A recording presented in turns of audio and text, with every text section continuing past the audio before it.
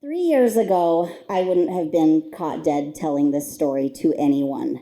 I would have kept family secrets and tried to appear as perfect as possible. But these days, I just feel like the cat's out of the bag. I'm definitely not perfect, neither is my family, and it's sometimes a breath of fresh air to just be real. And that's why I've decided to share my story. So, my grandma G loved everybody. That's my grandma on my dad's side. And she was poor and had a tiny house, but I'm not even kidding, it was always filled with people who loved being around her. My dad's favorite thing to say about her was one day she'd be sitting across her table from the town mayor, and the next day she'd be sitting across the table from the town drunk, and she treated them both exactly the same. I really wanted to be like my grandma G. When I became a teenager, religion really resonated with me, and rules just worked for me in my life. I really liked rules. So I made a lot of really strict rules for myself. I was never going to have a drink of alcohol. I wasn't going to have premarital sex. I always tried to dress modestly, never swear, don't watch R-rated movies, and don't even drink caffeine.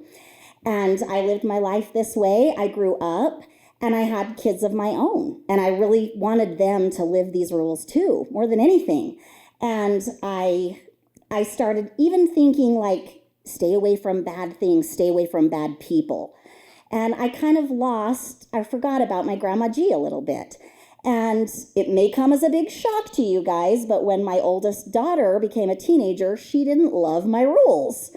And she really didn't at all. And I remember one of the first incidents, I caught her sneaking out of the house with a bikini snuck in the bottom of her swim bag.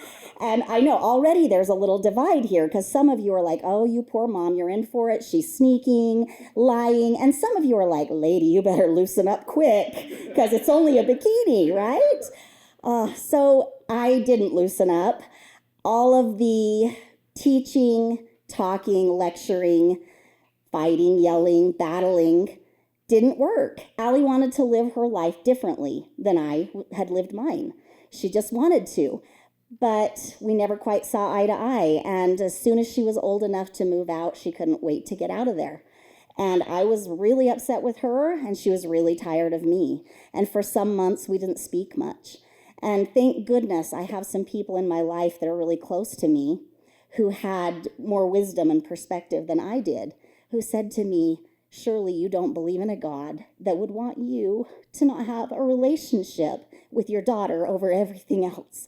And I realized it was hard, but I realized they were right and I needed to try.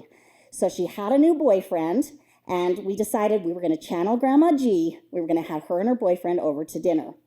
He was an aspiring musician, so unemployed. And he had long rock and roll hair, grungy clothes, and a real kind of sexualized swagger.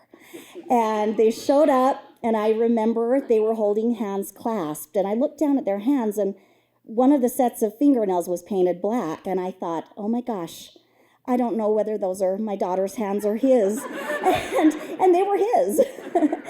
And the night progressed, and I had bought sparkling cider for this special occasion, and I was pouring the cider, and I remember my hands just shaking, and I remember I hit a glass, and it toppled over, and sticky cider spilled everywhere, and everybody hopped up and panicked and helped me sop it up, and then I did that a second time. That's how turned inside out I was, trying to make this work. But dinner went well, and I was a step closer to being close to my daughter, and that's what really mattered. A few days later, I was looking through the photos on my phone, and I noticed some of these photos I hadn't taken. And it turned out there was a glitch in the iCloud, and I was looking at my daughter's personal photos. And when I say personal, yeah. So I'd already seen more of this boyfriend than I ever wanted to. But now I was seeing all of him. And you would think a rule-following middle-aged mom, she would swipe away so quick, throw that phone. No. I was frozen. And I just stared. It was like the car crash you can't look away from. And that's when I noticed that it was a live photo. That means if you hold down on it, it'll play a short video. And that's when I heard my daughter's voice, and I knew she had been the one who took the photo. It was rough. I was really sick to my stomach. I really thought I would never be the same again. And I for sure never wanted to see this guy again in my life, ever. But I knew our relationship with my daughter is the most important thing. So I continued to have him over all the time, and it was hard, but I got better at it. We can do difficult things. I talk to my daughter on the phone all the time now. We're really close. I've had some crazy characters around my table. I've heard their stories, been introduced to their music, and laughed with them, and I know my life's been enriched.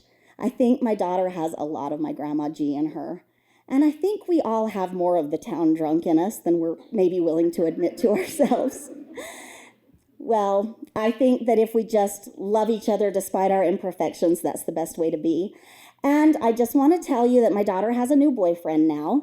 He has gauges in his ears, so his earlobes go down to about his jawline. He's covered in tattoos, and he has several facial piercings. So when he comes to dinner for the first time, I'm for sure going to be spilling more sparkling cider.